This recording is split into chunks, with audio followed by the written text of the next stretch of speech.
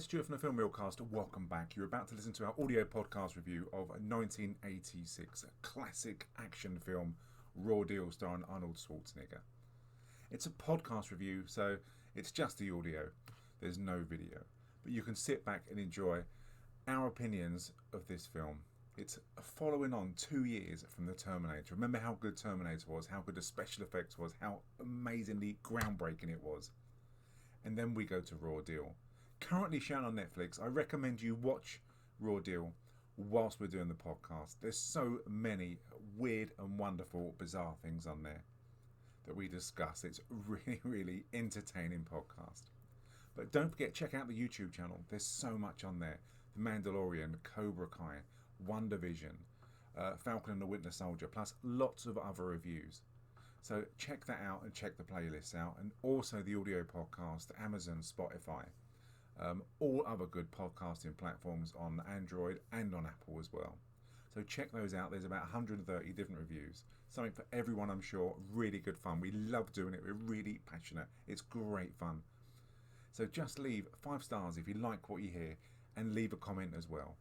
The more we get, the more popular we get, we can spread the word, and hopefully everyone can listen to it.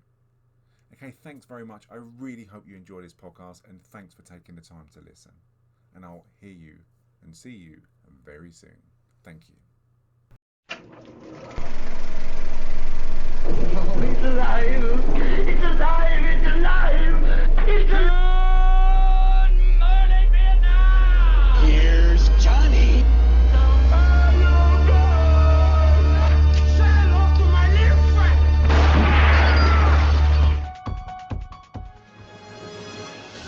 Oh, anybody home? Think it's fine. Think.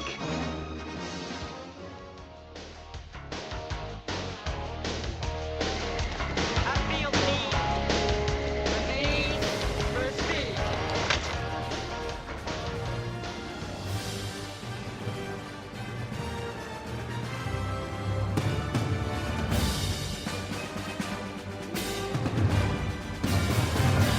And welcome back to the Film Reelcast. It's great to be back. It's great to do another film. We're doing another film from the 80s and another film with Arnold Schwarzenegger, but we've got our own Arnold Schwarzenegger. We've got Neil. How are you doing, my friend? Oh, Stu, thank you. Thank you. I'm nothing in comparison to you. You're too kind. Too kind. It's weird. We've kind of chosen this film. I mean, the film, obviously James isn't here. James will be back next week, and when he comes back, we'll be doing the Terminator film. We're picking it up on Terminator 3, which is that Rise of the Machines? Is that the one? It is Rise of the Machines, yeah. So we're going to pick up from where we left off there, and that's just done really well. That seems to really have sparked everyone's kind of, not imagination, but interest, and we had some massive figures for downloading. So thanks to everyone who's done that, and thanks to everyone who's listened via the YouTube channel, the Film Reelcast as well. It's really, really surprised us. But it's been fantastic, hasn't it? It's crazy. But it is really, really crazy. And I mean, I've not spoken to you since then. Usually we do the Falcon and the Winter Soldier, but obviously that's finished. So we're waiting for Loki to start. And I know. What's your expectations of Loki? I'll be honest, I've not watched anything to do with it because I don't want to have any spoilers or looked at it or anything like that. So I'm hoping it's as good as the Falcon and the Winter Soldier. It's in that sort of ilk of brilliant writing and great action and stuff like that. So my expectations are high. Same here. I've just seen one trailer because someone said Owen Wilson was in it, and I couldn't work out how they could fit Owen Wilson in this. And he only plays quite a key role, and it's going to be really interesting to see how they've done it, because I don't really know this kind of world of Loki. I know the role Owen Wilson plays, and it should be interesting. The laws of breaking time and stuff like that. So it's going to be interesting, and I hope it picks up as we left off, because we both loved. I mean, I love WandaVision. We both love Falcon and the Winter Soldier. Big time. So expectations are particularly high, aren't they? They are, and that's the problem. When sometimes when your expectations are that high, you're often left with a bitter taste in your mouth. Yeah. But hopefully they don't screw it up No, it's not long. I think it's only. Is it next week? Is it that this starts or the week after? I know it's not long, is it? It's not long. Next couple of weeks, I'm sure. It was June time, wasn't it? Has it been brought forward a little bit? I'm not too sure, but as soon as that's out, we'll be doing that every week again. So we'll be doubling up on the podcasts, which is great. Yes. But randomly, I think we may have chosen this film because every time James or anyone else can't jump on the pod, we'll carry the flag and we'll just choose a random film. And they are random. They are random. It was The Killer Sofa, it would have been, which we've watched that film, and it was one of the most bizarre films. If anyone's got Amazon Prime, The Killer Sofa is on it, and we watched it. But you've got to watch it to believe it, I think. It's The Killer so Sofa. funny. It's one of the funniest films I've ever seen. I love the fact it's a sofa, but it's actually a chair. It is, and it climbs stairs, and it just does everything, and it looks out of windows, and it's just amazing. But it's the eyes, isn't it? The buttons that are buttons. Eyes. Oh, it's just so it looks so sweet. Yeah, it's sweet killer chair called. It's brilliant. But yeah, brilliantly terrible. It was, yeah, but we couldn't do that. So what we're doing is 1986 Raw Deal, and it just happens that we're in the middle of the Terminator franchise with Arnold Schwarzenegger. And we're doing another Schwarzenegger film. It's purely coincidence. But it's another film from the 80s. And it's directed by John Irvine. And John Irvine did some really good films. I thought I'd never heard of him. But he's done Hamburger Hill, a really good Vietnamese film of Vietnam. Next of Kin, Patrick Swayze. Robin Hood, starring Uma Thurman, who's Maid Marian. I mean, he's done some really, really weird films. And this obviously stars Arnold Schwarzenegger, who plays Mark Kaminski. He also plays Joseph P. Brenner. P stands for pussy for some reason. I don't know why he got that into his middle name. Whether he's calling himself a pussy, I don't know. I don't know. He certainly isn't a pussy in this film. No, definitely not. Let's be fair. No, he's quite violent in this film. It's got Catherine Harold as Monique, Sam Wanamaker as Luigi Patrovita or Patrovita even. Jesus, I can never say that name. I knew I'd cock up on that name. And he's the crime boss, and you got Paul Shinar as Paolo Rocca, and he's the enforcer for the crime boss, and Robert Davi, Max Keller, who's Robert Davi. Gotta love a bit of Robert Davi. Oh, he's great, isn't he? He's always plays a baddie a lot of the time. He's in the Goonies, Action Jackson, City Heat. Yeah. And he went in the 80s. He peaked Heart to Heart, a Fall Guy, T.J. Hooker. Then he was in License to Kill and Predator 2. So he's got some fairly big titles to his name. And it's just he's got an iconic face, isn't he? I love this guy. He's so mean. He is. He's always the gangster bad guy. I'm going to sort it all out and smack talking. He was brilliant. He never had a sort of major role of his own. He was always just that guy, wasn't he? He was the one you cast if you needed a badass sort of. Oh, definitely. Killer. And was it the Fratellis in the Yes, Goonies? It was the bright one of the Fratellis. Yeah. Oh, it's so good. And this film is the budget was $8.5 million. Where on earth did that $8.5 million go? Because Arnie at this time couldn't call massive money.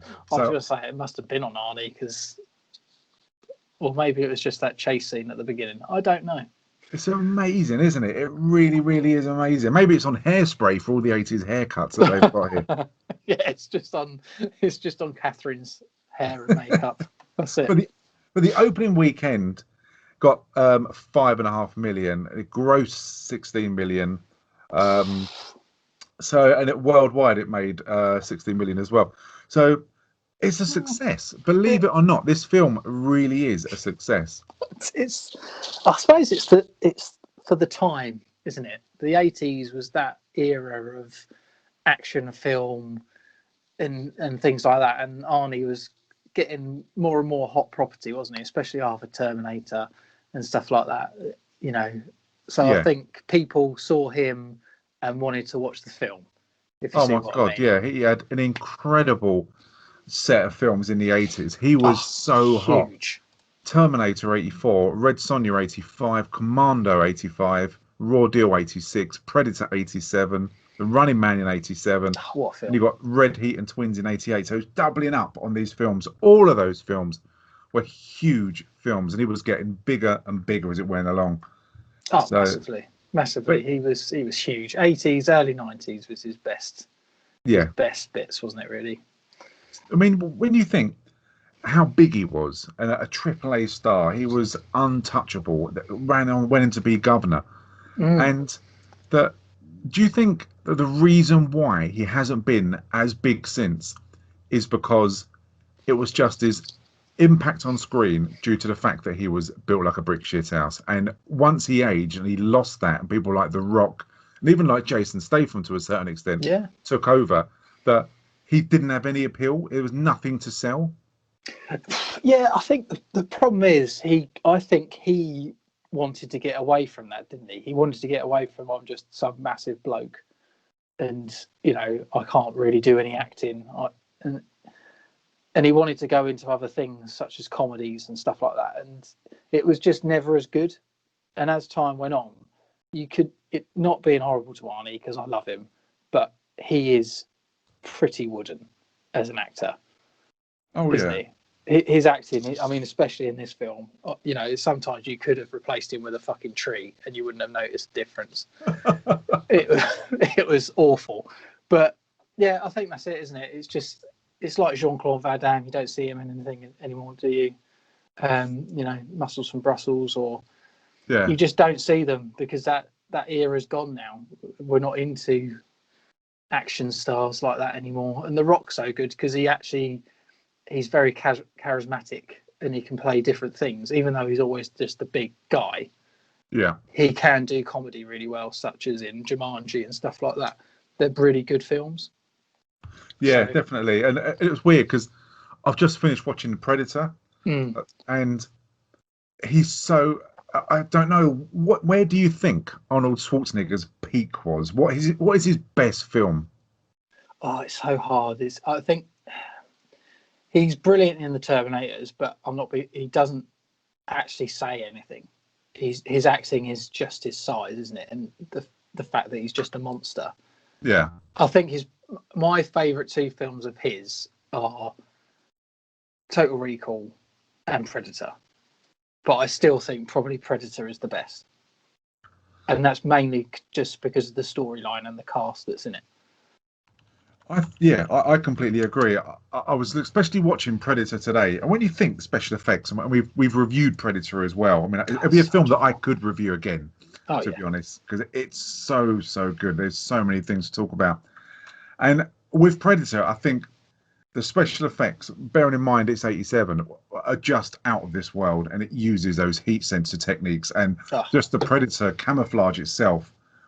It's brilliant. It's not dated. It really hasn't dated. Oh, not at all.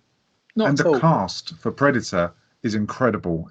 For Carl Weathers, Jesse Ventura, it's just so good. It really, really is great. So for me, I completely agree. I think Predator is the best film purely because of the cast. I mean, the Terminator franchise is great, but as you said, he doesn't really say a lot. Even though those films are groundbreaking, Arnie on his own. Predators, for me, is just such a good film. Oh, it is. I mean, even in that, his acting in parts is wooden. But I think you can see that he's enjoying doing it. Yeah. If you see what I mean. In some of the action scenes, and even, the bits where he's not just walking around with a massive machine gun, you can just see that he's enjoying the moment. And I think in his early, obviously there's only a year, Predator's only a year later than Raw Deal. But you can see a massive difference in his ability, acting-wise, just in that short amount of time. And but still, Predator, hands down, really. But I love Total Recall because again, it was completely different. It was groundbreaking. It was that era of just crazy stuff. You'd never seen it before. Yeah, and you could look also. I mean, when you look at his films, I think it was 2003 that he was governor. That I think his kind of acting career went in the same direction. He didn't want to do anything too controversial, and maybe that affected his choice of films that he was doing. I mean, Jingle All the Way is an entertaining film. It's a great kids' film. The kids love it, but it's not a good film. Eraser's not a good film. No, it's not. No, that's the thing. Just looking at his films afterwards, it just isn't, is there? There's nothing in there that he just True Lies stands out. Very, very good. Oh yeah, that was 90s, wasn't it? That was Yeah. good. That had what's her name? She Jamie was Lee in Halloween. Curtis. Jamie Lee Curtis, absolutely fantastic actress, Yeah. and extremely gorgeous in that film as well. Oh, stunning. I mean, they had to, I don't know what James Bond film it is, but they delayed the release of the James Bond film because True Lies was so good. Took spine and technology and the gadgets and the action to such kind of an extent that they did delay the release of one of the James Bond films. But Doesn't surprise me. But yeah, he's got really, really varied films. But yeah, he's had such a good career, and yeah, it's so hard to pick a film. But I mean, obviously, the one we've picked more for us probably is a Raw Deal. And for those who haven't seen Raw Deal, the quick synopsis is: a dishonored and forcibly retired from the FBI on the grounds of excessive brutality, the former agent Mark Kaminski, played by Arnold Schwarzenegger, is now reduced to a small town sheriff. However, when a colleague from the FBI, an old friend from the bureau whose son is murdered, who's looking after a witness, asks for help, and he pays for Kaminski to infiltrate the mob who took down his son. And posing as an enforcer as Joseph P. Brenner, Kaminski infiltrates Luigi Patrovita. I can't even say this. I'm going to struggle now. Patrovita, his powerful mob, to bring them down from the inside. And it's a really basic storyline. As you say, the film is an hour and a half. And it kind of kicks off really with the theme of violence. And you instantly see, we're going to watch this together as we talk about this. Reason being, there's a couple of scenes in this which are really bizarre, which prove that Chicago, where they are, is probably the most violent town in the world, and that people aren't frightened of the violence because of a few strange scenes. But they meet up, and these guys, this film, I'm puzzled that it's 1986. This film appears that it's made in 1976, archived for 10 years, and released in 86. Yeah, it does, doesn't it? It really does. It's so budget. It is unbelievably. I can't believe this is off the back of Terminator, where special effects, where Sam Winston blew everyone apart with the special effects. I know. To this film, which some of it you could mistake for some kind of European pornography, the way the music is, the way they're dressed, and it's like it's terrible. I don't. Yeah, like you say, they did Terminator on a shoestring budget and basically broke the fourth. Just broke it apart. It's in relation to the special effects, and then you've got this 2 years later, and it is basically it looks like me and you could have done it on a camcorder. It is unbelievable, isn't it? I was shocked when I started watching this. I had to check the date of this film because it doesn't fit in with even the clothes of what people are wearing then to what people are wearing in Terminator, which we've just done and I watched numerous times. It is just absolutely incredible. It's like a time warp. It's as if this was made in 86 but set in the 70s, isn't it? It's almost like Chicago, like you say, they hadn't caught up with the rest of America. It was just, we're still happy in the 70s. It's fine. Don't worry about us. We'll catch up when we're good and ready. Thanks. Yeah, it is really weird. Unless like Patrovita wants his people to wear old clothes, you can't dress nice. But you see them at the start going to take this witness out, and obviously he's going to testify against Patrovita, which no one wants, and you never do that against a mob boss. We've learnt that through The Untouchables and through The Godfather. And they take him out, and it's no nonsense. And like typical 80s films, it's excessive violence. People aren't shot once. They're shot about 300 times, aren't they? Absolutely brutal. The first thing I noticed about this was the fact that he gets out the car with a silenced rifle and a scope. Yeah. And he basically hides round the corner from the guy that's still on the jetty and then aims at him through the scope. Yeah. It was just brilliant. I was like, you really don't need that from that distance, mate, unless you're that bad of a shot. He's about 10 foot away from this guy. So funny. Literally, it was like, you couldn't miss. Oh, it's great. Honestly, I really urge anyone who's got Netflix to play Netflix, put this film on, And as we're reviewing it, we'll be flicking from scene to scene. And I mean, I can even call out the minutes of the scene we're talking about because some of them are so funny, and some of them are like I feel like they've been parodied from other films. Because you've got Harry Shannon, who's from the FBI, and his son was protecting this witness, and his son gets gunned down, which is the motivation to why he goes to speak to Arnold Schwarzenegger. And when he's on the floor next to his son, for some reason, I think it's because he's acting so bad, it reminded me of a Naked Gun scene. For some unknown reason, it really, really did. It's absolutely bizarre. But yeah, it just could have been Naked Gun, and he's crying next to his son. The acting is just incredible, or the lack of acting is just incredible. Oh, yeah, that's the thing. I don't know, it's such a wooden film, isn't it? It really is. It's as wooden as the hut they're in right now. it's bloody awful.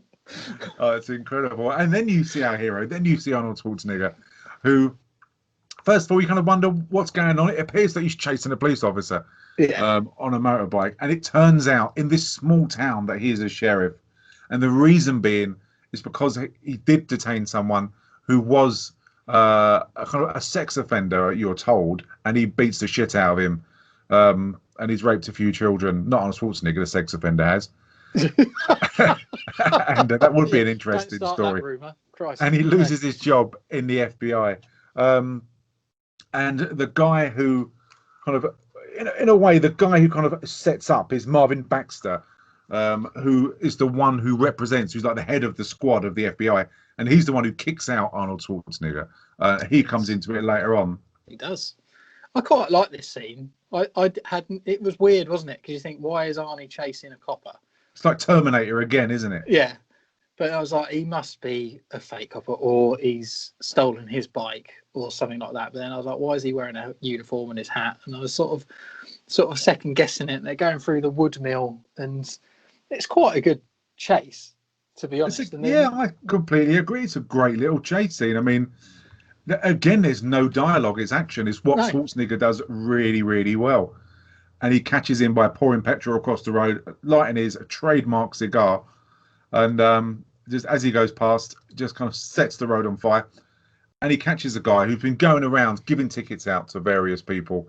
And I don't know whether this guy's really small or whether everyone in that police station is about 10 foot tall. They are huge, aren't they? I do like when he says he reads out all the things he's been arrested for, he wants him charged with. And the last one is, and lying to a sheriff. He stopped somebody over at Route 74 for driving too fast. I was going to let them off for $50. They stopped me and asked for directions. Book him. Impersonating an officer, resisting arrest, fraud, reckless driving, and lying to the sheriff. Or something like that. It's nonsense, isn't it? It's absolute bollocks.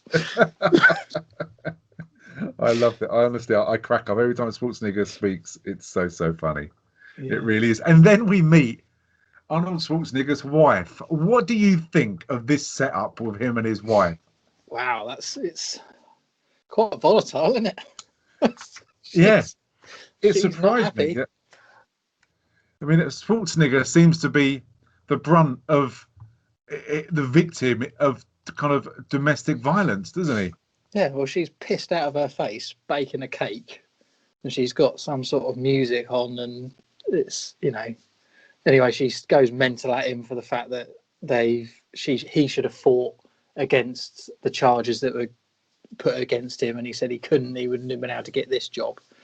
And then she throws that wonderful cake at him, and he uses that line: "You shouldn't drink and bake." You should not drink and bake. Actual rolled my eyes when that happened. I was like, fucking hell. I did. I cracked up. And it's interesting that Arnie's putting these one-liners in like already so early on in this film.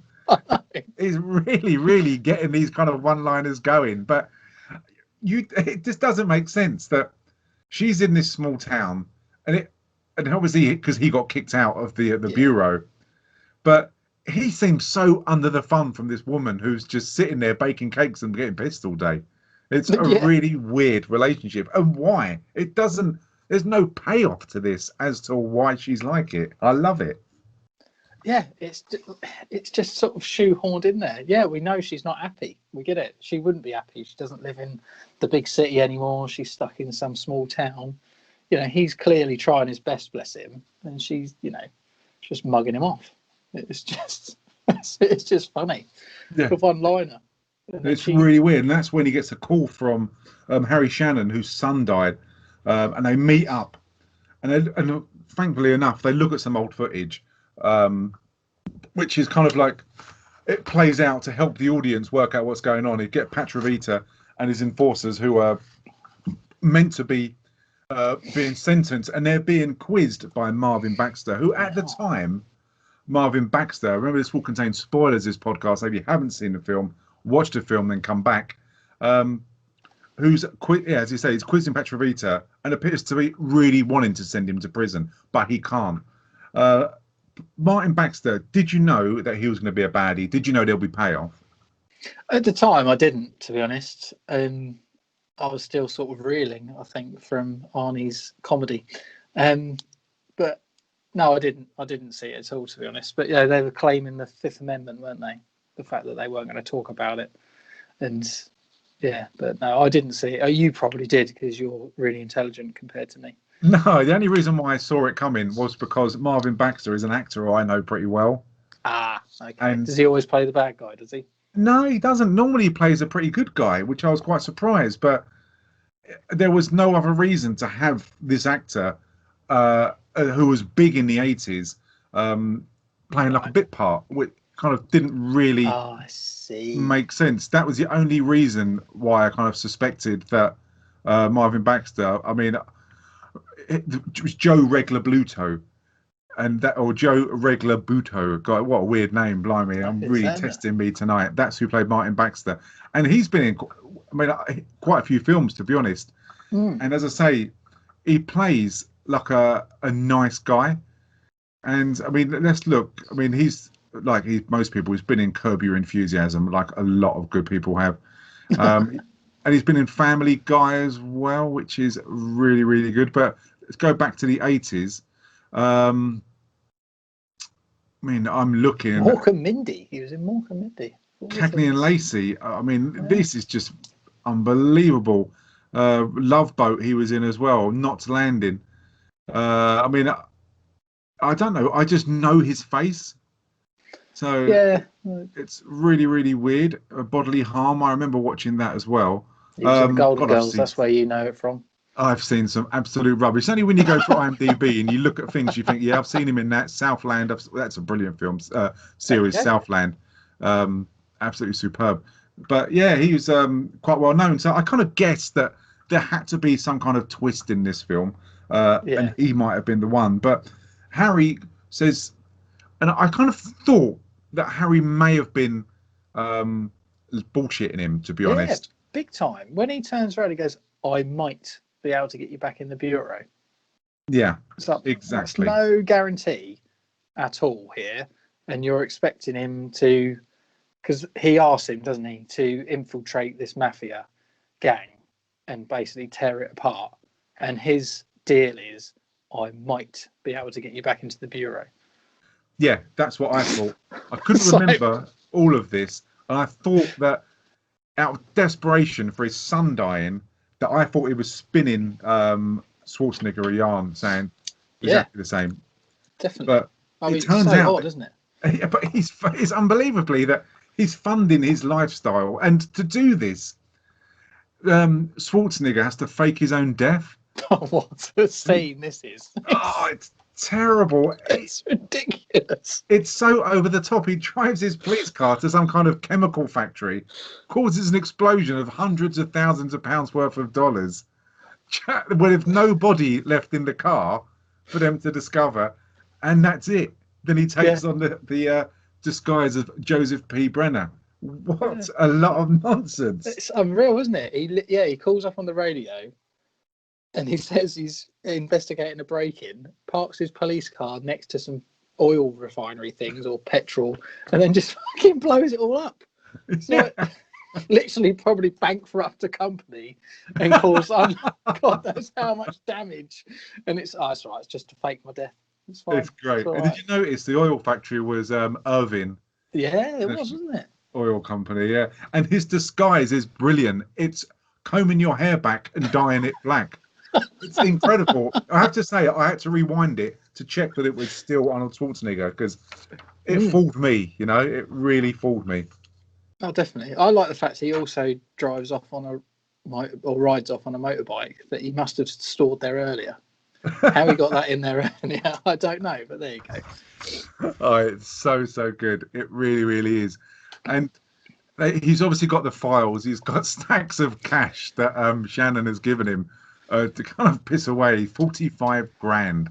A lot of money back then. Massive Man. amount of money back in the 80s, wasn't it? Oh, So hell of a lot of money, especially where did Harry get that from? You've got to be asking questions, surely. you do. Dodgy Harry. And the first thing he does, and to be fair, I quite like the angle that they play in this. I think it's a really, really clever one. Is that he turns over Martin Lemansky, who's the other mob boss. And because you've got Patrovita and Lemansky's, they're both against each other. So he turns over Lemansky's casino, accuses him of being kind of fixing the tables, which they clearly are, rolling his ball bearings down, and then smashes the whole place up and beats everyone to a pulp who's there. And it's great because I kind of, when I first watched it, I thought, why is he doing that? And I like the idea because he follows that up by driving a massive fucking truck through the middle of it. It's brilliant. Just gets in the truck and he's like, "Oh, excuse me," trying to get the old people out of the way, and they go, "Your lights are off, mate." Yeah, like, thank you.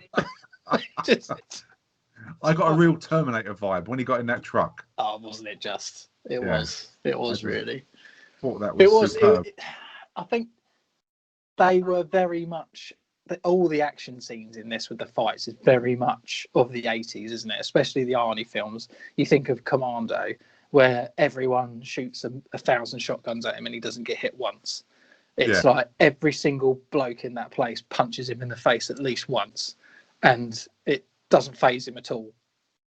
No, not at all. You know, it is just an Arnie vibe, a Terminator vibe from that, and it's. Oh yeah. But it's a great way of doing it to win favour with Patrovita. Yeah. To kind of stir the shit up with Lemansky, and the next part, it's so funny. I got so many Naked Gun vibes from this, where they just take the piss out of so many films before them, and you see Patrovita down at the docks, and it's an abandoned dockyard, and there's no one else in sight whatsoever. So it's not like you get the hustle and bustle of people moving around. You're used to other people being there. And just as he's getting in his car, out of nowhere, a white school bus with Oakside Boys Club written on it just happens to drive past them. There's no one else near them. And all of the windows come down and they fire machine guns out of it. It's so funny and terrible. Oh, it's awful. What is there? About 10 windows. They're all shooting machine guns and they managed to kill one person. And they didn't suspect that a school bus was driving around the docks when no one else was there. Yeah, it's a Sunday. What's the school? What? There's no school trips on Sundays. It's so funny. That's ridiculous, isn't it? And they don't kill. All he kills is just his stooge. That's all. The only person who gets taken out. I love the fact that he kills him, and he looks really upset about it, and then he just goes, "Make sure you get a good replacement." That's caring, mate. Then he goes, "You son of a bitch!" So funny. I didn't know if he was trying to be Italian mafia then, or I don't know. He was completely lost. What was this guy? It was so odd. Got no idea, but he does get into the old traditional kind of tropey Italian hand gestures, isn't he? He does. He must have watched The Godfather so many times. Oh, big time. And then Schwarzenegger kind of ups the ante even more when he goes to it's Lemansky's girlfriend. He jumps in the limousine and takes all the jewelry off her, and just to kind of light that fuse even more. And again, he's really polite, isn't he, Schwarzenegger? He's the most when he's with the women. He's suave. Yeah, he's very suave, and I think he suffers from having to talk Yeah. because the dialogue, he can't deliver his dialogue yet, can he? No, he can't. Unfortunately, that's what I mean. He's very monotone, isn't he? Yeah. He's got one way of talking, and that's it.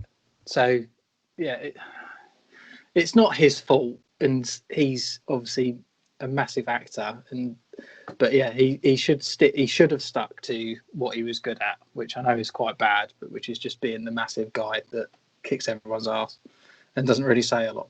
But, yeah, and I should imagine, excuse me, I should imagine off the back of Terminator that it would have given him kind of more leverage to kind of call the shots. And yeah, when you look, I watched believe it or not, today I watched behind the scenes in a making of Raw Deal. Is there actually such a thing? Yeah, there is. Yeah, when you look at John God. Irvine and the different people, he's really like Italian kind of. The way he talks, he's like a real mob boss himself. The way it comes across. So, yeah, it looks like, to be fair, that they had a really good fun making this, and Schwarzenegger looks like he had really good fun as well. Oh, that's good. That's good. I just think maybe he was nervous. It possibly could be, because the special effects in this were really, really good. And the explosions, and because everything explodes, everything gets covered in bullet holes. And when you look at and the stunts again, because there's not CGI. When you look at the guys doing it, it's brilliant. And I think since I've started watching a lot of the makings of and behind the scenes, you really appreciate even a low budget thing like this, the shit that goes into it, and it is pretty tacky, to be honest, but it is great. And from there, Schwarzenegger then goes to Patrovita's casino, and I don't know how he knows that there is an underground betting or a kind of a casino there in his hotel, and that's when he first comes across Monique, who's quite an attractive lady, really, isn't she? She's quite attractive. I'll just have to go back to tacky very quickly, because they do like to try. There's obviously already been quite a few comedy elements in this film already, but when he drives off leaving his girlfriend and the limo driver, the driver just shouts, "You took my lunch, you son of a bitch." Is that what you're worried about? You're stuck in the middle of God knows where, and you're worried about your lunch. I just thought, fucking brilliant. Why would you? Exactly, yeah. You've got his car stolen from a mob boss. They must have been some damn good sandwiches. Seriously. Yeah. My fucking lunch. That's my BLT. So Schwarzenegger goes to meet Paulo Rocca, and that's when you see Robert Davi, who plays Max Keller, and you get the kind of dick measuring contest again, where Max Keller is the bad guy, and he's the enforcer, and he's the alleged, not that anyone's the brains behind this outfit, but he believes he's the alleged brains behind it, doesn't he? Oh, he does indeed. It's, oh dear, it's quite funny the fact that he just sort of walks in there, doesn't he? Demands a meeting with this guy, and then he just got him there, and he just doesn't believe him at all, does he? No, not at all. It's hilarious.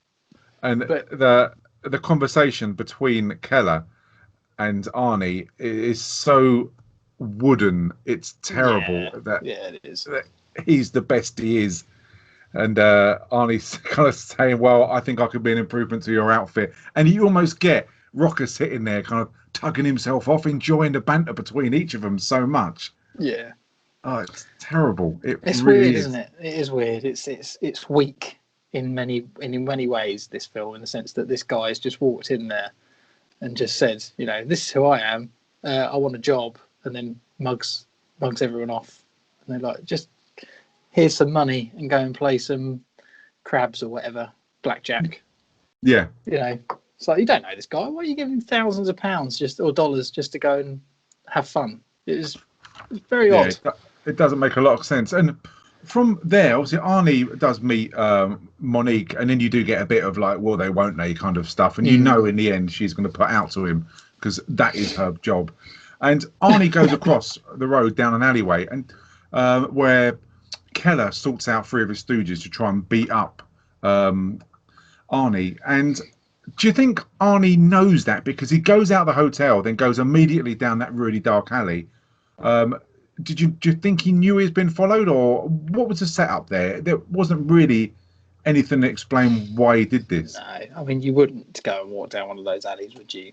Let's be fair. So maybe he was seeing if that was what they were going to do, and then he can obviously kick their asses like he does, and show, yeah, I am pretty damn hard, and you could use me because I've just taken out 3 of your guys. You know. Yeah, so, it's really strange, and that's when we odd. get Detective Baker, who's another known face, another classic actor who I remember mainly from the original Burt Reynolds Mean Machine, which is so good. And he was in Youngblood, Death Wish 3, The A-Team, Manimal, and he was a face who he always played a very serious person who took no nonsense. And I used to love seeing this guy on TV, and to see him turn up again as a detective, I really wished he would have had a bit more screen time, because I love this guy. You know, he doesn't have much at all, really, does he? He sort of plays into it later to sort of put things together, so to speak, but he doesn't get much time at all, which is a shame. I agree. No, and then you get kind of something again, which is the main part of the story in a certain way, where this time, I don't know how much this is linked to Arnold Schwarzenegger, his role, but Patrovita then gets his house raided, doesn't he? Yeah. And he gets 100 million taken of drugs and street value of, and shitloads of cash. It's like Fort Knox, the amount of cash and everything that he's got there. And this really pisses him off. And I didn't know whether this was led, and I couldn't get any kind of hint on this as to, was this Arnold Schwarzenegger's doing, put the intel in, or was this just police? Because it's Detective Baker who met Schwarzenegger down the alley who leads this warrant. But there's no explanation as to why they're doing it. You know what I mean? It's really strange. I don't know if Arnie has that conversation on the phone with with Shannon? With Shannon, and maybe he pulls it back into the police and says, "Look, this is what they've got going on." But how he knows about it, I don't know. No, it's not particularly well described, is it? You're sort of sitting there guessing, in a sense. I put it together that way, but I'm probably completely off the mark, to be honest. But they're really polite. When the police break in and do that warrant, again, they're so polite. The mafia guys on there, there's no fuck you and spitting and stuff like that. They're not aggressive whatsoever. There's not one shot. There's not one kind of physical restraint. They just stand there. It's awful. I just want a bit of someone run away and someone gets shot. It's just none of that. It just says, "Have you got a warrant?" He's like, "Yeah, I have." He's like, "Oh, right, fair enough." Say, could you got some paper there? I got some paper. Got some paper. Looks like we've It's so funny. And then they kind of want to, in a way, start to come up with the idea of the police have now got the drugs. Yeah, I know. And we're going to bust the drugs out and the cash out of the one of the police stations of where it is. Yeah. And it's I honestly, I really, when they actually do this later on, it is so entertaining, probably for all the wrong reasons, but I found it really, really entertaining. It's absolutely brilliant. Yeah, because they don't know where it is, do they? They want to know which police station's it in, and he's got this idea that they're going to steal it back. And Matey Boy is right-hand man. He's like, "Mate, what are you talking about? It's ridiculous. You know, we'll just buy some more. We'll make more money." And he's incensed. You know, he's like, "No, it's mine. I want it back." Sam's like, "No way, that's my money. That's my blow. We're going to nick it back." It's the most stupid idea I think I've ever heard. It is brilliant, isn't it? Yeah. And then Arnie meets Monique outside, and he starts to use all of his charms and bad acting skills. And it's brilliant. That it must be so hard. I always wonder this, that they go back to, I take it's her place, and they're sitting on the floor drinking champagne and flirting excessively, and they're both acting drunk. And Arnold Schwarzenegger can't act straight. So to act drunk, it's even worse. And it must be so hard to be act as if you're drunk. I think anyway. Yeah, definitely. And he does struggle with it. Bless him. Oh, it's terrible. The look on his face, and I feel awkward for him watching this scene. You know, it's so bad. and it takes it to the max of where she puts him to bed. Because he's obviously intoxicated, she wants some of the other, and when she undoes his shirt, she thinks she's going to get some, She's but he quite passes impressed. out. Quite impressed by his physique. Oh God, yeah, she is. You can tell her eyes nearly come out of her bloody head when she takes his shirt off, and he falls back and passes out, or pretends to pass out. So she goes through his wallet and gives all the details to like Patrovita's gang. Whilst he's in the other bedroom pretending to snore like a 3-year-old child does. No, isn't it? She's like, yeah, he's passed out in the back room, and he just pops out, still pretending to snore. I can see what she's doing. Right, I'll go back to bed. He walks around the bedroom while snoring, pops his head out the door, watching her go through the stuff while snoring. Just so fucking brilliant. It is so good. It's like when you go up to your 10-year-old son or daughter, you're asleep, and they lay in bed going. It's terrible. I mean, didn't you think this guy was a highly trained, highly decorated FBI undercover agent, and this is what they teach him at the bureau? Yeah, he was a sleeper cell. It's terrible. It's as bad as my joke. That's how bad the acting is in this film and the storyline. And then you get a scene, and I don't really understand where it was coming from, where Max Keller and Arnie go to it's like a gay bar, drag bar. Yeah. Because some guy owes money, and obviously Arnold Schwarzenegger isn't into the violent side of things, so he just drags a guy across a counter and pours stuff in his face. It says, "This is what you will look like if you do not give us the money." That's kind of like Jamaican Arnold Schwarzenegger in a way. That's terrible. Yeah, it was. It was good. I was expecting some steel drums to start playing. Commando. But why did they? What was this kind of scene about? What was the payoff of going to the bar? Was it so to show that Arnie was undermining Keller, or what was this? What was your thoughts? I don't know, to be honest. I was sort of looked at it. I was like, what? I think part way through this film, I'll be honest, I was struggling with it because of how bad it was. That I was watching it because I knew I had to watch it. But most of the time I was like, I don't know why this is going on, to be honest, at all. And no. This is one of those moments where, why is it in the drag club? Why is he pouring stuff over his face? I know, obviously, he stopped him from getting stabbed by Keller, because at the end of the day, he's still a cop. Yeah. And, yeah, but it's very odd. It was very odd. I don't get it. I completely the same. I didn't know how they were trying to do it. And then you get a few kind of extra padded out scenes, like a bleeding 10-tog duvet. Then they go to Patrovita's party, and Schwarzenegger meets the big man himself. And the conversation didn't kind of go the way I thought it would. Schwarzenegger makes some really smart-ass comments, doesn't he? Yeah, I mean, I was surprised at that, really, to be honest. He basically mugs him off, doesn't he? In the meeting. He wants to be in there, and he even says, I like smart, but I don't like a smart ass. Yeah. And throws him out of the office. But then he still decides to give him a job. Yeah, it's bizarre because it's clearly a recruitment meeting where he meets the big man himself.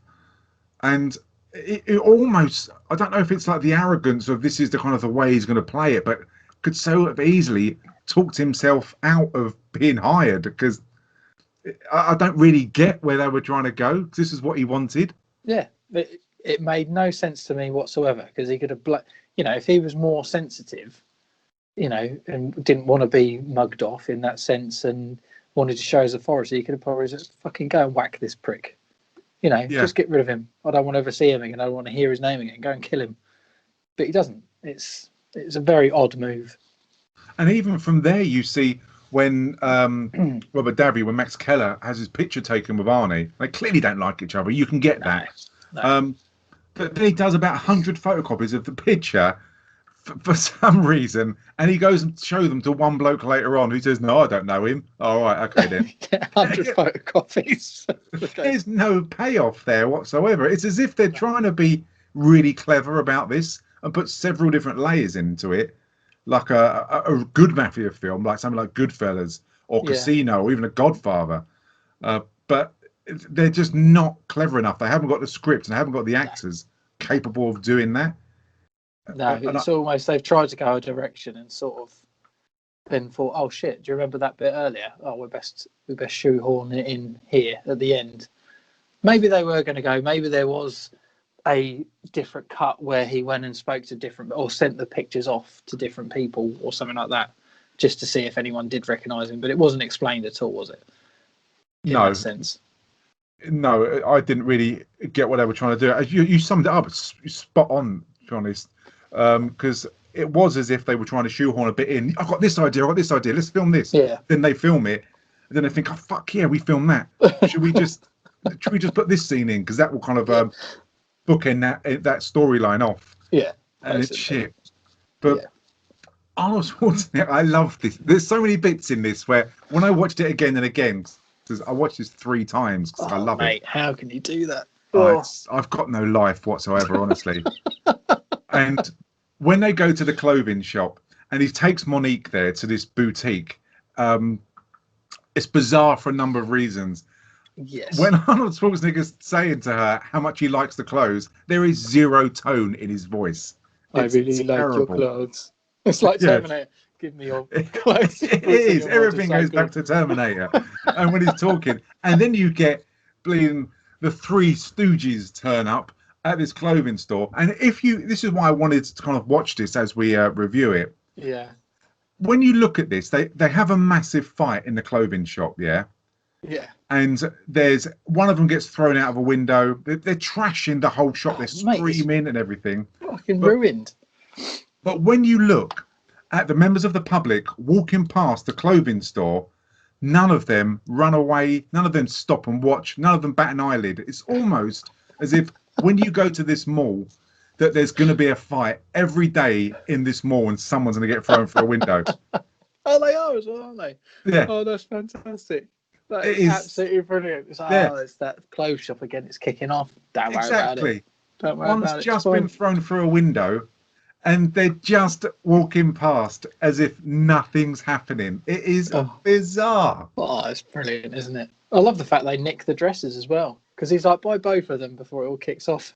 just run away. I'll take them. An unconscious guy laying in the middle of the mall, surrounded by broken glass, and people are just walking by. It's got to be the most violent shopping centre known to man. I love it. So we're not helping. No, unconscious man surrounded by glass. No, I still need my Starbucks. I'm not stopping. It's great. And again, that's when Patrovita comes up with the idea. We're going to do it. We're going to find that police station. We're going to plant lots of bombs in different police stations to scare them all. And then we can ring up, do a bomb alert, empty the station, and send guys in. And it's so funny because they go to the first police station in Chicago and they use a vending machine. And they don't want to destroy it. They just want to scare them. So they're going to put a bomb in one of the vending machines. Clearly, the police aren't interested when they're doing this. No. So why disguise one of the bombs as a can of drink? Why not just put a bomb in there? I don't know. But it's the worst disguised can of whatever it is anyway, because it's got a fucking watch attached to it. And he puts one can. I'm here to refill your machine, and he puts one can in there. So, thanks for coming around. Yeah, someone's had a tab this month. Yeah, I'm glad you replenished that. It's absolutely ridiculous. But I think he gets away with it because he uses such amazing dialogue to the police officer there. Oh yeah, definitely. God, could you imagine that? Just hiring someone and every month they come around and refill one can of drink. How much do we pay you? Oh, you pay us a couple of grand a month for this. Fucking hell, it's a bargain. One packet of crisps. Yeah, that's it. My job's done here. Whoa, another hard day's work. See you next month. He'll have a van with about 10 packets of random crisps just open that he's got to put in different places. That's the thing. He goes in, goes, which flavour do you want this month? You know. So Harry turns up and he believes that it's a bit more to this, that it's a bit more sinister. Obviously, he does get shot down, and that people don't believe it. I think he's a little bit paranoid.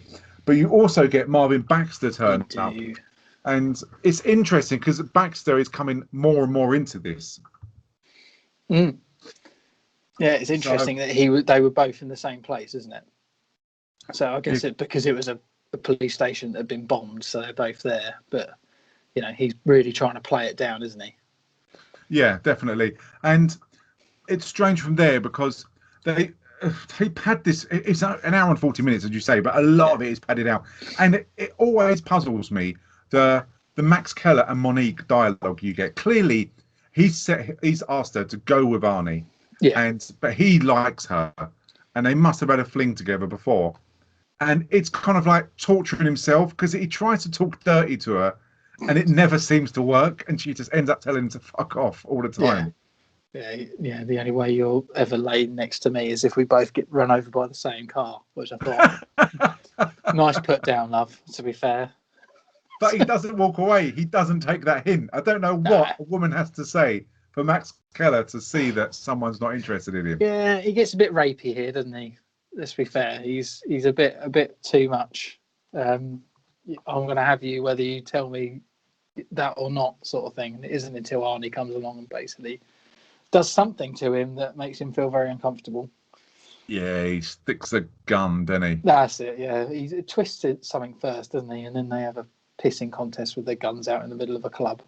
Yeah. Which, again, must be quite usual in Chicago because no one batters an eyelid at that either. We've got two guys at the bar pointing guns at each other. There you go, never mind. And it's really weird because this film surprises me a lot of the time. Especially when, after this scene, you get Arnie and Monique go for a meal. And he's obviously still trying to have his cover, but then he tells her that he's married. I know. It's strange. Why would you do that? You'd say that I've got another woman, she's in another town, or you wouldn't say anything. You just bang it. You would sleep with her. It's just part of your role. It's part of the cover. Well, that's the thing. You either do that, which is fair enough, go deep undercover, or just say, yeah, I have a wife, but she's passed away recently. I'm not ready for any of that. Oh, good story. The dead wife one. I like that. Yeah, something like that. Make it up. Not just, I've actually got a wife, but she's far away from here.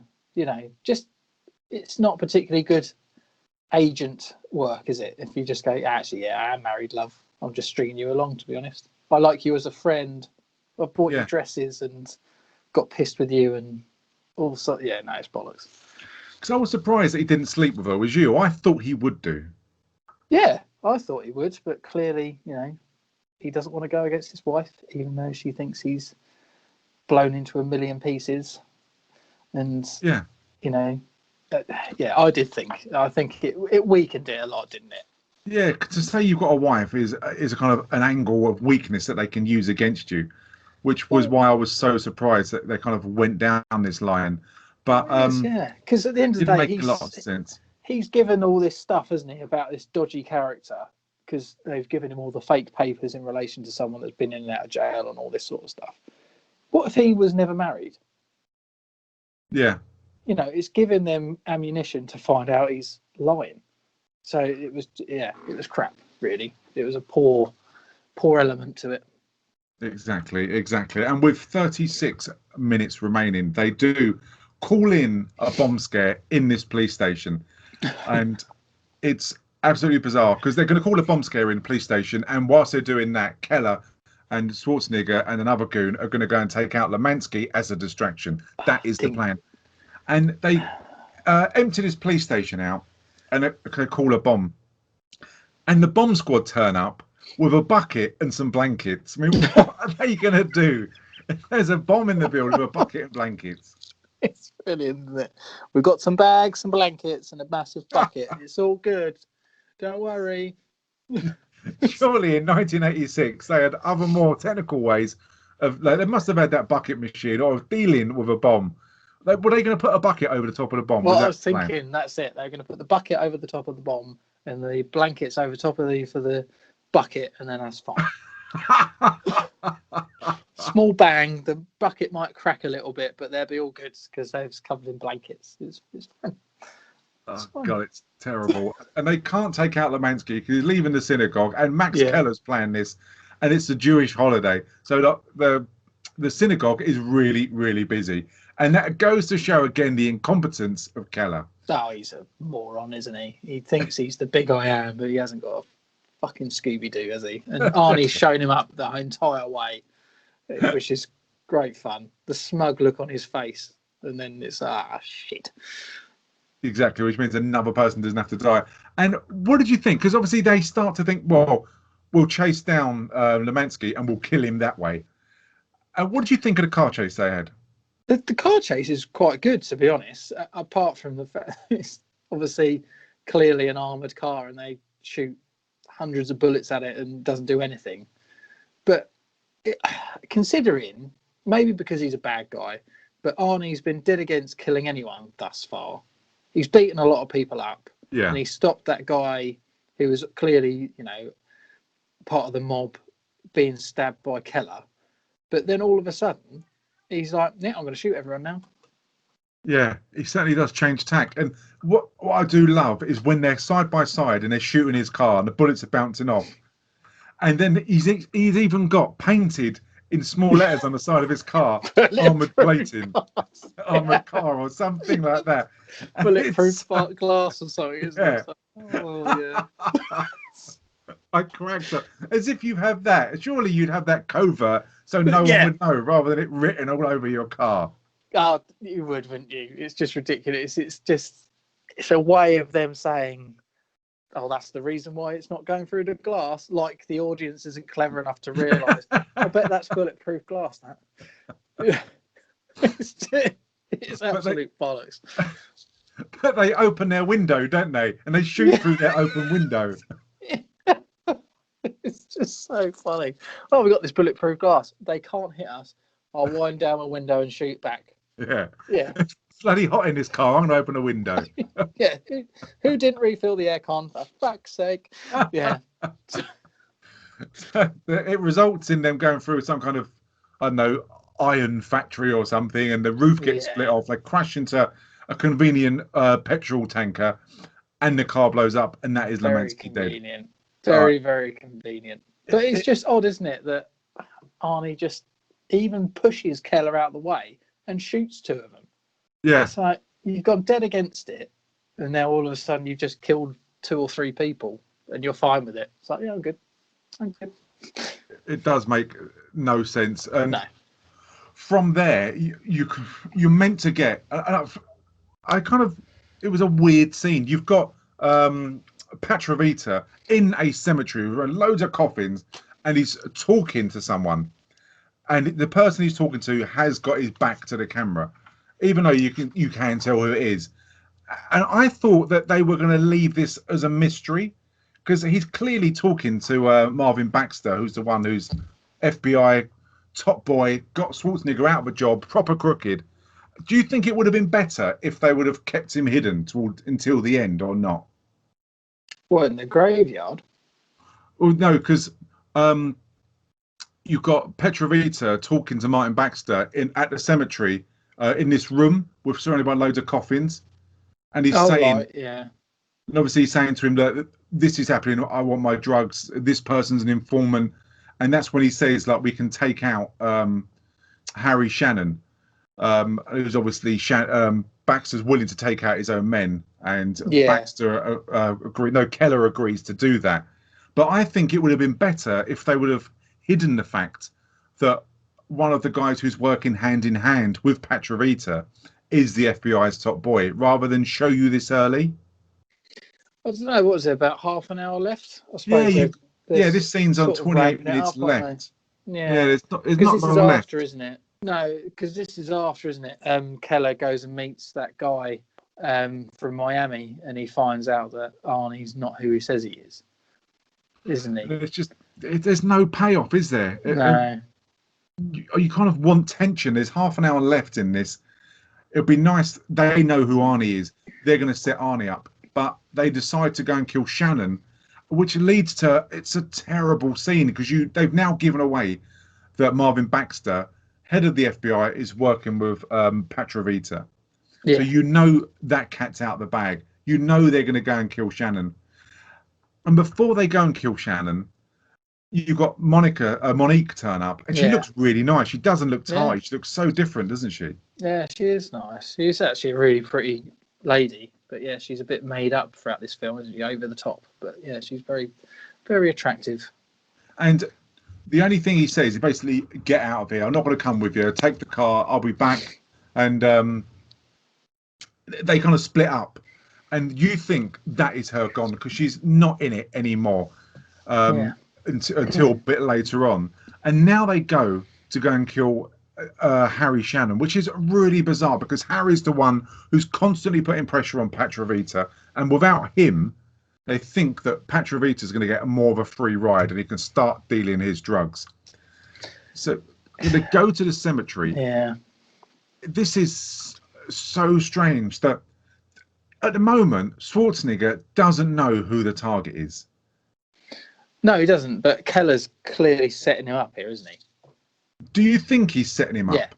Yeah, he is big time. That's why he's saying you go front, as in you're going to make the kill, and we'll go wide. And he knows who it is, and he's figured. I think they figured it out, and he's not as stupid as he makes it himself out to be. And they don't really. It's quite nice in the sense that he turns up, doesn't he, when they're all in the coffins, and we find out that the head of the FBI is involved in it all, and there isn't much of a conversation about Arnie at this point. And he's basically setting him up, saying, right, I'm going to get you to go and kill your boss. Or, which is what happens, he calls his bluff, doesn't he? And confirms his suspicions. It's one of those ways, sort of thing. So I think that's what this is about. Okay, but I'm surprised that Schwarzenegger didn't realise that was his good friend Harry. Yeah, I mean, he was wearing a trench coat and a hat, so perhaps he didn't realise. I'm clutching at straws here. And honest. The fact he turned around, he even said, Harry, giving his cover away even more.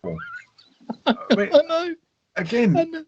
The fact there's an actual funeral going on at the same time, and there's three blokes walking up to another bloke who's on his knees crying, and they've all got their guns out, and then you turn around and say, Harry, I know. I was really surprised, but I was surprised that. I mean, obviously Shannon gets. I think he gets one in the shoulder, doesn't he? He gets one in the leg or something like that, doesn't he? He gets it anywhere, sort of hips or something. But yeah, and he's laying. I thought this was it. I thought he was going to die. He's laying on his son's grave. I mean, there's no kind of better place in a way if you want to die on top of your son's grave. And I thought that was it. But I was surprised that Robert Davi's character, Max Keller, actually got killed, and so kind of easy. Oh yeah, which is odd because it was weird. Because Keller then turns around and shouts, "Kill him!" or "Waste him," and they all fire at Matey Boy at the grave, and then Arnie shoots both of them, and he also gets a shot in as well. So surely he would have. The fact that he's turning on Harry, he should have. You would have thought Keller would just turn straight round to Arnie and shot him in the head. Yeah, it's really bizarre, isn't it? It doesn't really make sense the way they play it out, and it gets even stranger once he's taken him out, and then he runs away to try and get a car to go back, and obviously he needs then to get Patrovita. Out of all the people to turn up, Monique turns up. She didn't know where they were going. She wasn't following them. She just happens to turn up at the cemetery at the right time. I mean, it doesn't make any sense. Again, I think the only... it doesn't look like she was following or anything like that. Maybe Keller's given out too much information to her because he's in love with her. And he said, I'm going to go and whack some guy at this. I don't know. Again, it's weak, isn't it? You're trying to clutch at things to make a story. Gotcha. And from there... Obviously, he tells Monique to go away yet again, and she's not learning a lesson. And I think a year before this, you got one of the montage music will be playing. Cue that montage music. We get another gun montage. We do. It's just like Commando, isn't it? Opening bags, clipping bullets in. Oh, I love this. It's 80s.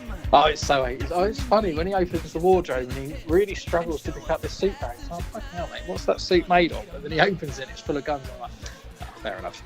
I'll get it now. I'll get it. It's not a plate of armour, it's a suit bag full of guns. He's got everything in there. It's just... Yeah. It's amazing. It did make me laugh because when he's got himself all dressed up and he puts that belt on with the shotgun bullets in it and stuff, and he puts that ridiculously shit leather jacket on and his slick back black hair, he looks like some sort of 70s throwback porn star. It really does. It's like, so good. Mate, you do not look like you're scary. It looks like you're going to go and clean someone's pipes. It's ridiculous. I know. It's just like the YMCA now. It was terrible. The YMCA, trust me, we can hear the music playing now, honestly, as he's putting his guns in. I think it is just so good. God, that is excellent. And he's getting, it's like he's a one-man army, definitely. And it's so strange because he goes to, there's a massive, not a building site, but a big yard where they kind of excavate loads of rock, and they kind of say it's a bad reputation. If you go there, you're going to get bumped off. But that's where he has a lot of drugs. And what dates this film is the fact that he got in his car, kicks the window out so he can shoot as he drives along, and he puts Rolling Stones' Satisfaction in the tape deck.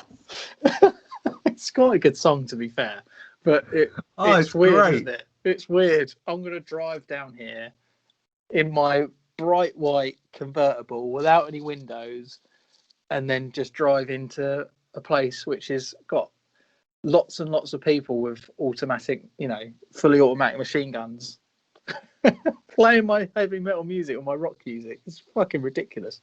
Oh, it's mad, isn't it? It's really weird. Of all the songs to play, I mean, it's great. The Rolling Stones are superb, but to play that, and there's a real strange thing about the 80s of when, and you get a lot of this in Commando, because man, the body count in Commando is incredible. Of when people get shot in the 80s, they do that little epileptic kind of jiggle. It's so good. It is so funny. They just shimmy their shoulders and then they just fall on the floor. I love it. Yeah, they go backwards. There's one guy that gets shot and he sort of flies, and you can just see him actually throw his gun to one side. You've got the man that falls in the rock crusher, which is clearly a dummy as well, which is fantastic. It's the fucking dummy that goes in there and it's just flapping about.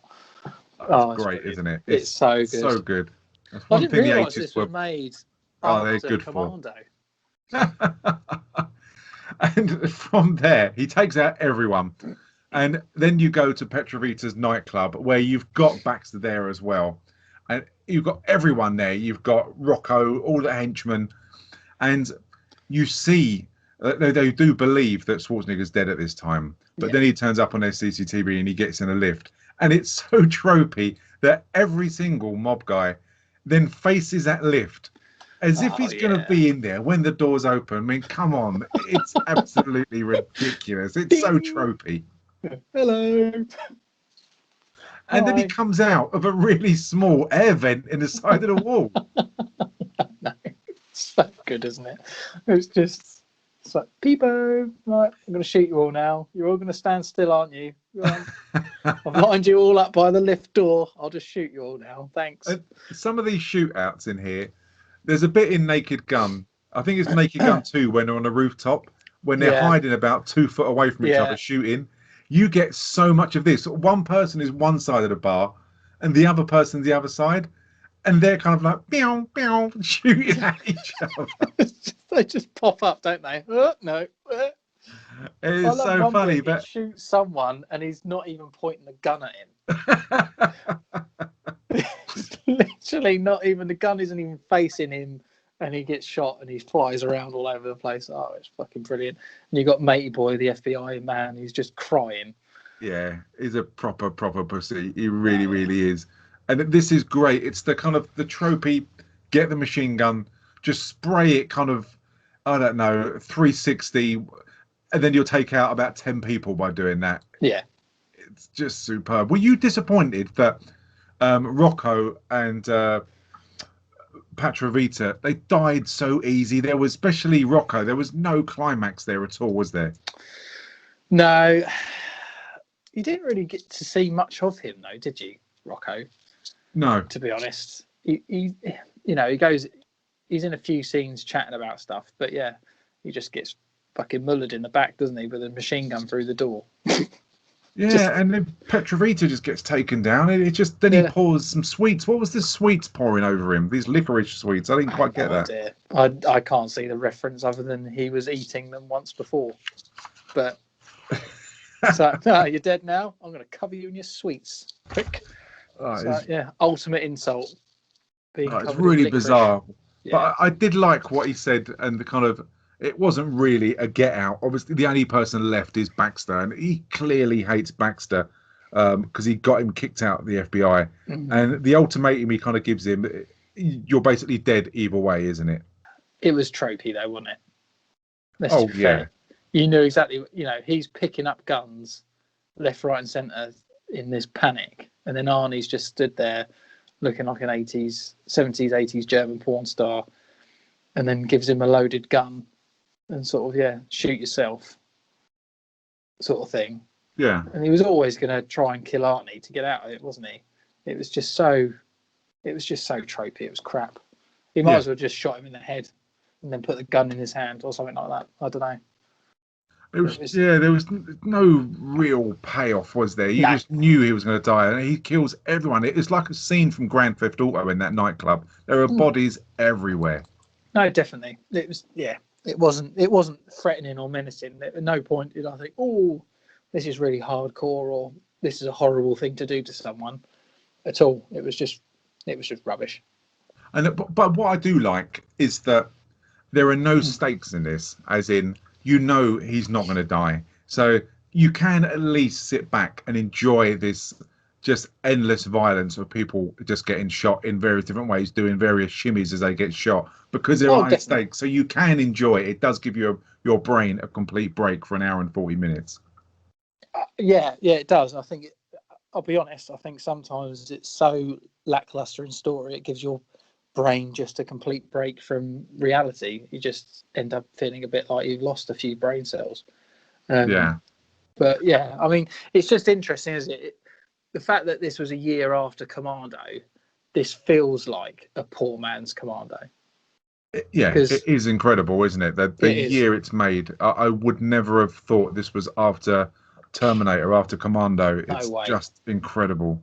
It is. I really would have thought this would have been before all those films, because, like you said, it's so dated in the way it is, and though fun in the action sense and stuff like that, but most of it's so comical in the way it's filmed, and like you say, the acting and stuff.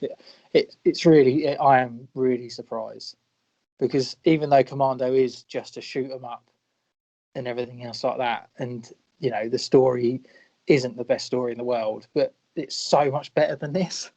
Yeah, it's incredible. It's so much better, but it's pretty much the same film.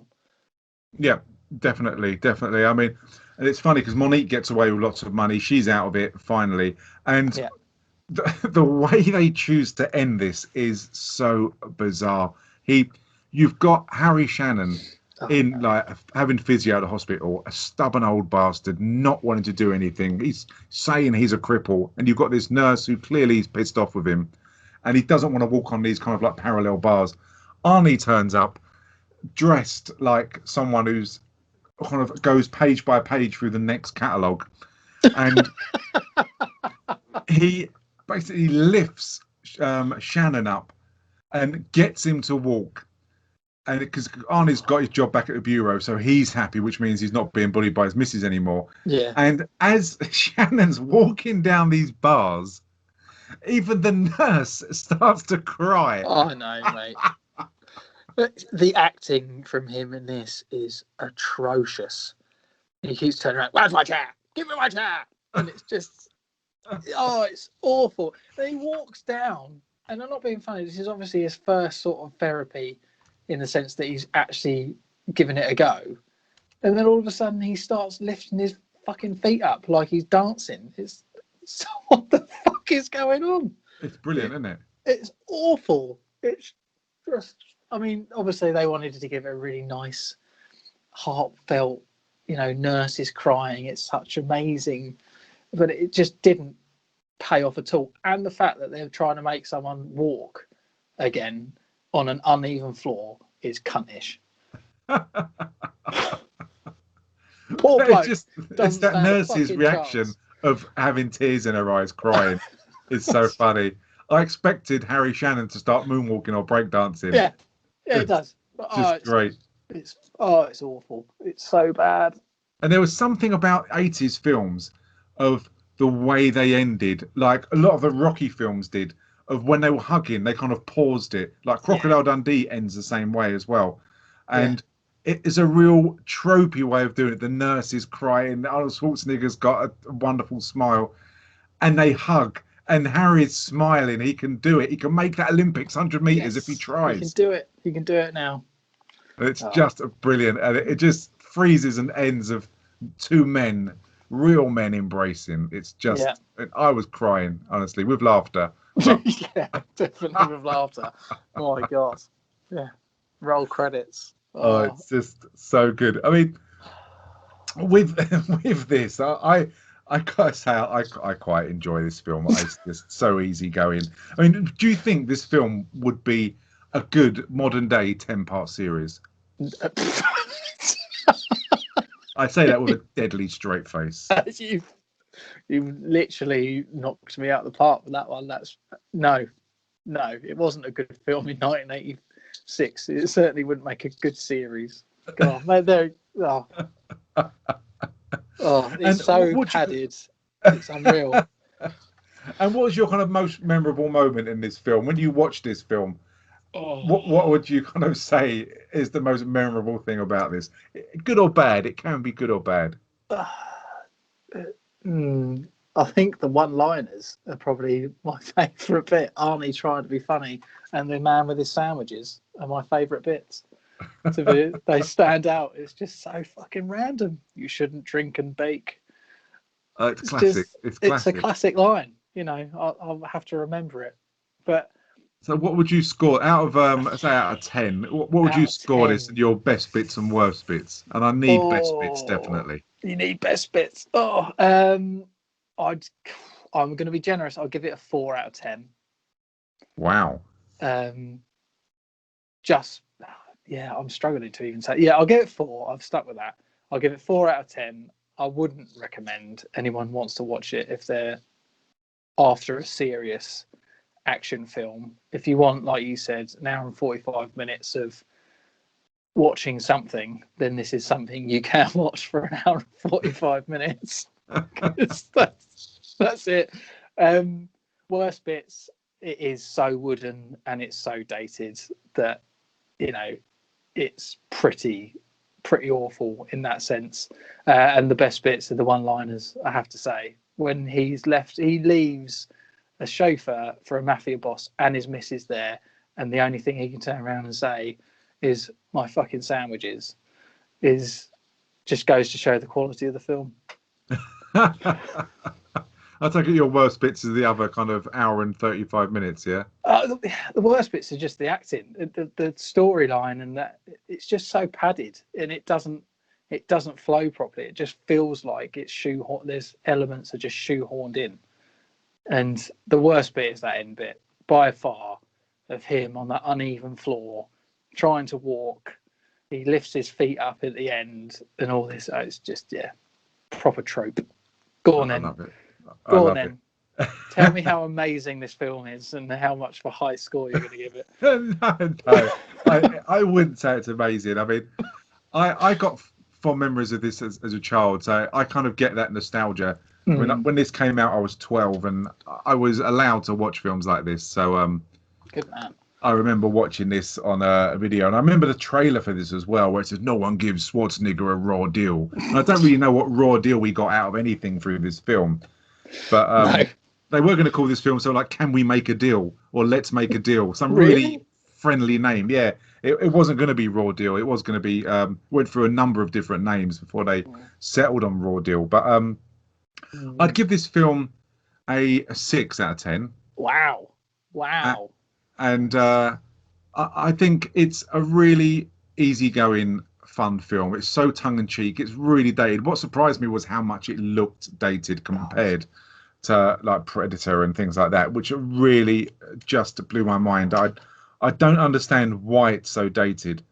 It's just incredible. And even look at Running Man and even Commando. I mean, it's puzzling. It really is puzzling.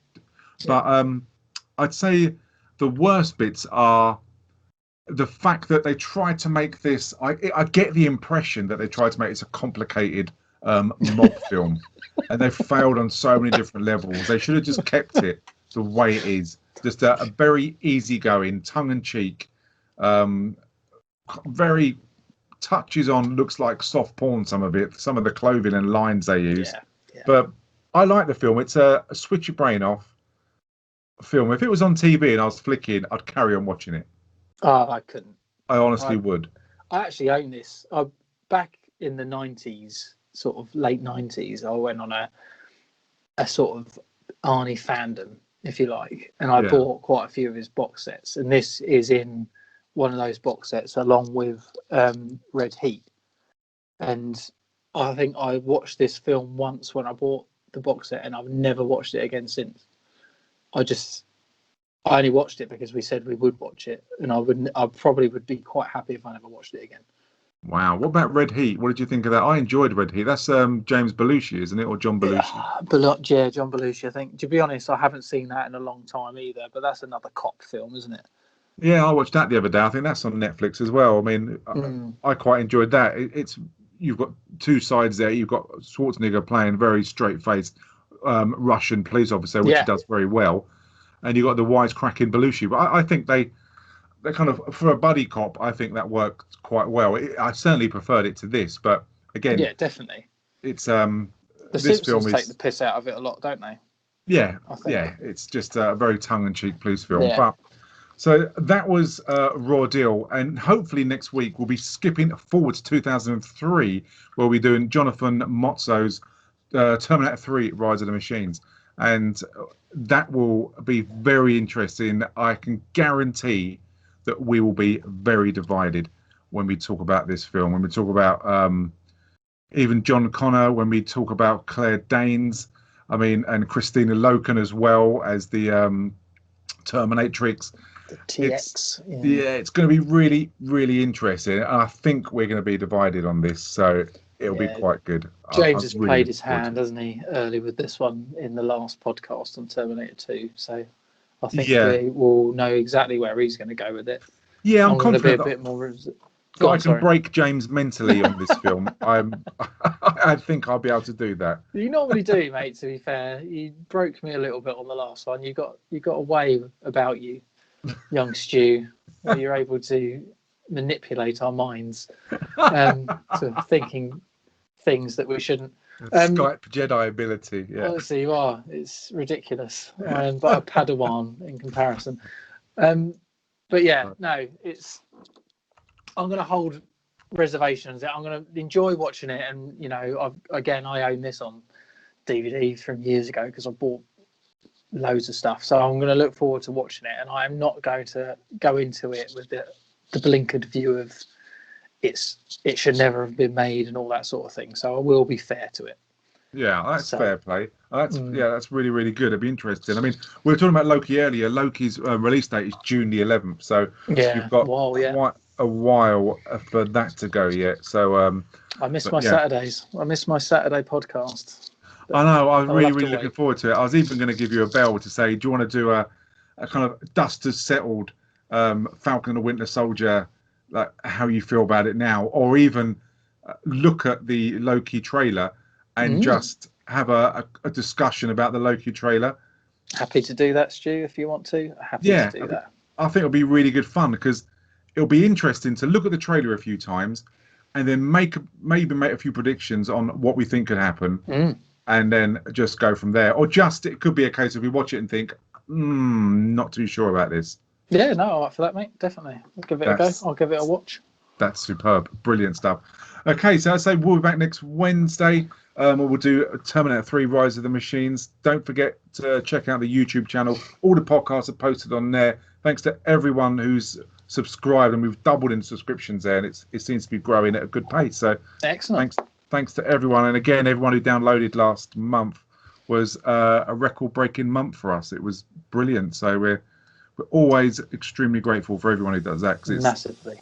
It's insane that people want to listen to the nonsense that we talk all the time. It amazes me. It does surprise me. So there you go. But we are so grateful. Really, really are grateful. So, but thanks to everyone. Watch Raw Deal. Listen to this podcast because it's a very entertaining film. So thanks again, and we will see you very soon.